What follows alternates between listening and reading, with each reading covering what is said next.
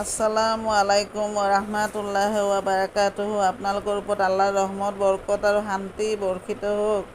আউযু বিল্লাহি মিনাশ শাইতানিৰ ৰাজিম। বিসমিল্লাহিৰ ৰহমানিৰ ৰহিম। খেদা খোৱা শয়তানৰ প্ৰচলনিৰ পৰা আল্লাহ তুমি আমাক ৰক্ষা কৰা। পৰম কৰুণাময় পৰম দয়ালু আল্লাহ তাআলাৰ নামত আৰম্ভ কৰোঁ। আজি সূৰা আল হুজুৰাত গৃহসমূহ সূৰাটোৰ 13 নম্বৰ আয়াতটো পঢ়ি শুনাব খুজিছোঁ। আশা কৰোঁ আপোনালোকে শুনি অশেষ সৱাব অৰ্জন কৰিব পাৰিব। হে মানৱ, ময়ে তোমালোকক এজন পুৰুষ আৰু এজনী নাৰীৰ পৰা সৃষ্টি কৰিছোঁ।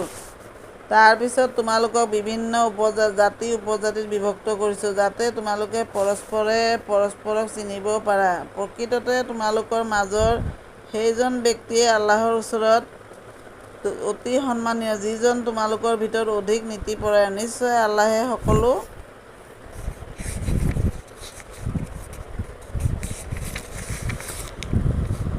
জানে আৰু সকলো খবৰ ৰাখে। সমাপ্ত।